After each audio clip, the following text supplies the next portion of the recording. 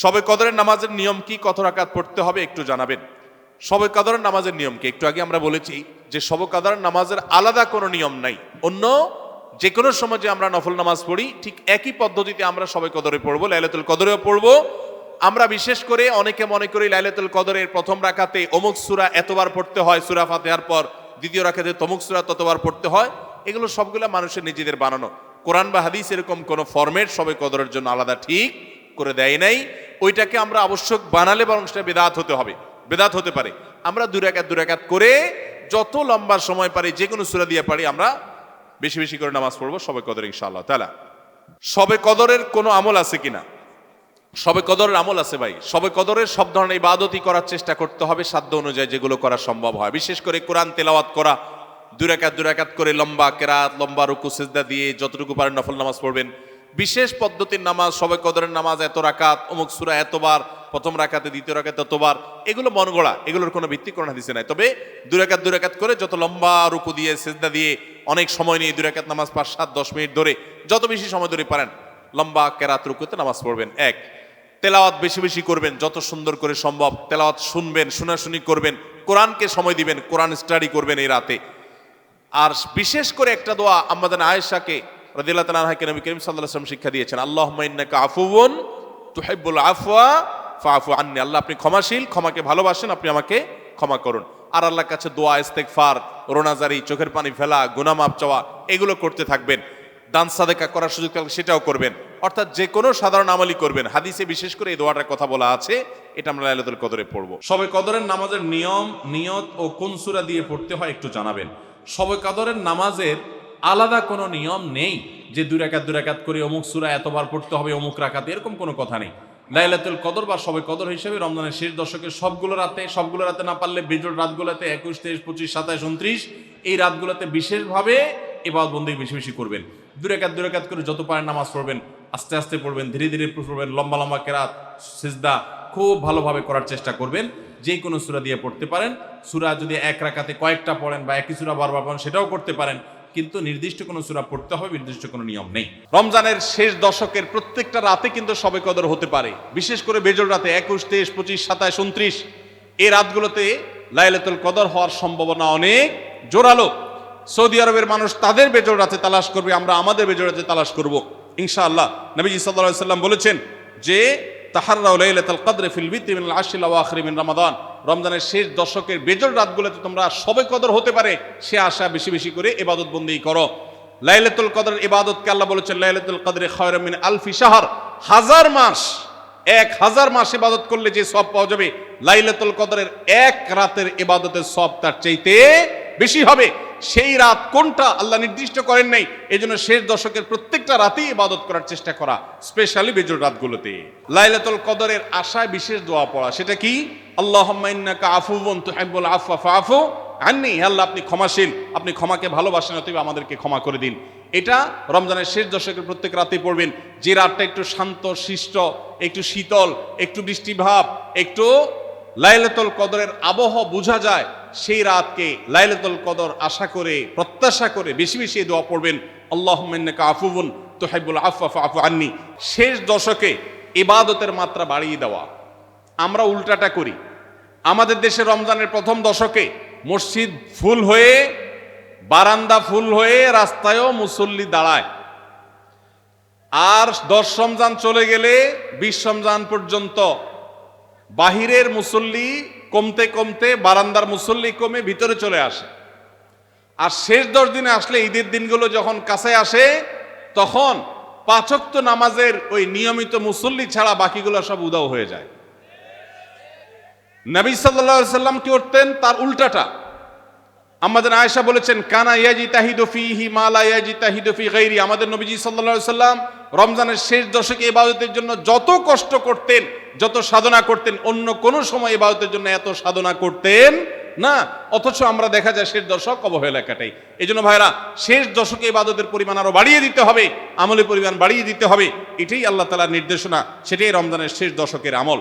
শেষ দশকে পরিবারকে ঘুম থেকে ডেকে তোলা, এটা আলাদা সুন্নাহ। নবী সাল্লাল্লাহু আলাইহি ওয়াসাল্লাম রমজানের শেষ দশক হলে কানা ইযা দাখালাল আশর আহইয়া লাইলা ওয়া আইকাযা আহলা। তিনি পরিবারকে ঘুম থেকে ডেকে তুলতেন এবং স্ত্রী সঙ্গ ত্যাগ করতেন। শেষ দশক কোমর বেঁধে ইবাদত করতেন, এটা 24 নম্বর আমল। তাহলে শেষ দশক পরিবারকে ঘুম থেকে ডেকে তোলা। নবীজি অন্য কোনো সময় ঘুম থেকে ইবাদতের জন্য ডাকতেন না, নফল নামাজ যার ইচ্ছা সে পড়বে, যার ইচ্ছা পড়বে না। কিন্তু শেষ দশক এত বড় অফার, এত বড় সুযোগ, কারণ লাইলাতুল কদর শেষ দশকে আছে, এই জন্য এই দশকে ইবাদতের জন্য পরিবারকে তিনি ডেকে তুলতেন। তারা শুয়ে থাকুক, তিনি এটা সহ্য করতেন না। এই জন্য 24 নম্বর আমল হলো রমজানের শেষ দশকে পরিবারকে ঘুম থেকে ডেকে তোলা এবং স্ত্রী সঙ্গ ত্যাগ করা শেষ দশকের জন্য। রমজানের শেষ দশকের কোনো আমল আছে কিনা, কি কি আমল করতে পারি? রমজানের শেষ দশক হলো আমলের সবচেয়ে গুরুত্বপূর্ণ দশক। ভাইরা আমার, নবী করিম সাল্লাল্লাহু আলাইহি সাল্লাম সম্পর্কে আম্মা আয়েশা বলেছেন, কানা ইয়াজিতাহিদু ফীহি মা লা ইয়াজিতাহিদু ফী গায়রি। রমজানের শেষ 10 দিনে আসলে নবী সাল্লাল্লাহু আলাইহি সাল্লাম ইবাদতের জন্য এত চেষ্টা করতেন, এত মেহনত করতেন, এত সাধনা করতেন, তার জীবনে অন্য কোন সময় ইবাদতের জন্য এত সাধনা করতেন না, শেষ 10 দিন ইবাদতের জন্য যেরকম সাধনা করতেন। এবং আম্মা আয়েশা বর্ণিত হাদিসে আরো বলেছেন তিনি, নবী করিম সাল্লাল্লাহু আলাইহি সাল্লাম কানা ইদা দাখালাল আশার, রমজানের শেষ 10 দিন যখন শুরু হতো, আহিয়া লাইলা, সারা রাত আর ঘুমাতেন না, শেষ দশক কখনো ঘুমাতেন না। ওয়া আইকাদা আহলা, পরিবারের লোকদেরকে ঘুম থেকে ডেকে তুলতেন। ওয়াসাদ্দামে ইজারা, কোমর বেঁধে নিতেন এবং ইবাদতের জন্য সবচেয়ে বেশি মেহনত মুজাহাদা তিনি করতেন। ভাইরা আমার, রমজানের শেষ দশক হলো ইবাদতের সবচেয়ে গুরুত্বপূর্ণ সময়। আমাদের বেশিরভাগ মানুষ ঈদের কেনাকাটায় আমরা ব্যস্ত হয়ে পড়ে, শহরের মানুষ গ্রামে যাওয়া ব্যস্ত হয়ে পড়ে, গ্রামের মানুষ শহরের মানুষকে ওয়েলকাম করার জন্য ব্যস্ত হয়ে পড়ে। আমাদের শেষ দশকের ইবাদত হয় না। শেষ দশক ইবাদত করার চেষ্টা করবো তো ইনশাআল্লাহ। শেষ দশকের প্রধান ইবাদত হলো এতেকাফ। শেষ দশকের প্রধান ইবাদত কি? এতেকাফ। এতেকাফ করার চেষ্টা করবেন। আমরা শেষের দিকে এসে এতেকাফের কথা বলি, তখন আপনারা এটার ফজিলত বুঝেন না। নবী করিম সাল্লাল্লাহু আলাইহি সাল্লাম রমজান রোজা 3য় হিজরিতে ফরজ হয়েছে, তার ওয়াফাত পর্যন্ত কোনো বছর শেষ দশকের এতেকাফ ছাড়েন নাই, মসজিদে এতেকাফ করছেন। যুবকরা এতেকাফ করবেন তো ইনশাআল্লাহ। 3টা ইবাদতের স্বাদ নগদ পাওয়া যায়, আমি কোরআন হাদিসের আলোকে আমার অভিজ্ঞতার মিশেলে আমি জানাচ্ছি। এর মধ্যে একটা হলো, লম্বা সময় নিয়ে যদি সেজদা দিতে পারেন, বিশেষ করে তাহাজ্জুদে, তো দেখবেন এটার স্বাদ আপনি অনুভব করবেন। আর দ্বিতীয়টা হলো এতেকাফ। এতেকাফ রমজানের শেষ দশক যদি মসজিদে বসে যেতে পারেন, গাঠি বুসকা নিয়ে, কিচ্ছু করতে পারেন না, শুধু বসে গেছেন মসজিদে 10টা দিন, আপনার ফিল হবে যে আপনি আল্লাহ তাআলার চৌকাঠে এসে পড়েছেন। এতেকাফের মজা যারা একবার পায় তাদেরকে এটা থেকে দূরে সরা রাখা যায় না। আর 3 নম্বর হলো আরাফাতের ময়দানের দোয়া। এটাতে যে স্বাদ, এই 3টা স্বাদ যে পাইছে, সেই স্বাদগুলো কখনো আর ছাড়তে চায় না। আল্লাহ আমাদের সবাইকে ইতিকাফ করার তৌফিক নসিব করুন। রমজানের শেষ দশকে ইতিকাফ করবেন, বেজর রাতগুলোতে বেশি বেশি ইবাদত করবেন, অন্য রাতগুলোতে ইবাদতবন্দি বেশি বেশি করবেন, কোরআন তেলাওয়াত বেশি বেশি করবেন, কারণ এই দশকে লাইলাতুল কদরে কোরআন নাজিল হয়েছে। আর নফল নামাজ, অন্যান্য দান সাদাকাও বেশি বেশি করে করবেন। রমজান মাসে এমন কোন আমল আছে কিনা যা করলে আল্লাহর প্রিয় বান্দা হওয়া যাবে? ভাইরা আমার, এই প্রশ্ন উত্তরে আমি বলতে চাই, রমাদান মাসে আল্লাহর নৈকট্য লাভের জন্য যে সুযোগটা তৈরি হয়, এটা বছরের অন্য কোনো মাসে হয় না। সেটা কিভাবে? একে তো রমাদান মাসের প্রধান ইবাদত হলো সিয়াম বা রোজা, যেটাকে আমরা রোজা বলি। এই রোজা বা সিয়াম বা সাওম, এই ইবাদতটা আল্লাহর সঙ্গে বান্দার নৈকট্য লাভের সবচেয়ে বড় সোপান এবং সিঁড়িগুলোর একটা। কারণ আল্লাহ তাআলা হাদিসে কুদসিতে বলেছেন, আস-সাওমু লি ওয়া আনা আজজি বিহি, রোজা এটা আমার জন্য বান্দা রাখে আর এটা বিনিময়ে আমি নিজে দিব। এটা আল্লাহর সাথে বান্দার খুব গভীর সম্পর্কের একটা মাধ্যম। এই জন্য রোজা রেখে আপনি কোনো হারাম কাজ যদি না করেন, ঝগড়াঝাটি না করেন, মিথ্যা প্রতারণা না করেন, সকল গুনাহ থেকে বাঁচার চেষ্টা করেন, এটা আল্লাহর নৈকট্য লাভের সবচেয়ে বড় মাধ্যম হবে। দ্বিতীয় উপায় হলো, আমরা রমজান মাসে সাহরি খাওয়ার জন্য ভোর রাতে সবাই উঠি, ঠিক না ঠিক? ভোর রাতের এই সময়টা আল্লাহ তাআলা দুনিয়ার আসমানে এসে বান্দাকে ডেকে ডেকে ক্ষমা করেন। 5 ওয়াক্ত নামাজের জন্য আজান দেয় মুয়াজ্জিনরা, আর তাহাজ্জুদের জন্য আল্লাহ তাআলা নিজে ডাকেন, কোনো মুয়াজ্জিনকে দিয়ে ডাকান না। আল্লাহ রাব্বুল আলামিন দুনিয়া আসমানে এসে বান্দাকে ডেকে ডেকে বলেন, আলা মিন মুবতালান ফাউআফি আলা, আলা মিন মুস্তাগফিরিন ফাগফির আলা, তোমাদের মধ্যে কেউ ক্ষমা প্রার্থনাকারী আছে যাকে আমি ক্ষমা করব, কোন বিপদগ্রস্ত আছে যাকে বিপদ আমি দূর করব।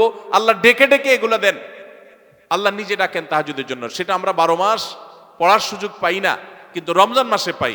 11 মাস পাই না, রমজান মাসে পাই। সাহরি খেতে উঠেন, ওই টাইমটাতে আল্লাহর সবচেয়ে কাছাকাছি যাওয়ার সুযোগ হয়। সেজদায় লুটায় পড়েন, সেজদা হলো আল্লাহর আরো কাছে যাওয়ার মাধ্যম। আকরাবু মা ইয়াকুনুল আবদু মির রাব্বিহি ওয়া হুয়া সাজিদ, বান্দা আল্লাহর সবচেয়ে কাছে যেতে পারে সেজদায় ভোর রাতে, রমজানে। সবগুলো উপলক্ষে একসাথে হয়েছে। এই জন্য ভোর রাতে সাহরি খেতে উঠলে আল্লাহর ওয়াস্তে আমি অনুরোধ করি আপনাদেরকে যে ভাইরা, এই টাইমে সাহরি খেতে উঠলে সাহরি খাওয়ার আগে পরে 10টা মিনিট অন্তত টাইম বাইর করেন, লাইটটা বন্ধ করে দিয়ে আলো আধারিতে সেজদায় পড়ে যান, 2 রাকাত নামাজ পড়েন, একটু দোয়া করেন। শুধু সারি খেলেন আর চলে গেলেন মসজিদে না, এই টাইমটাতে একটু দোয়া করেন। আল্লাহ নৈকট্য লাভের দারুণ সুযোগ। চেষ্টা করবো তো ইনশাআল্লাহ।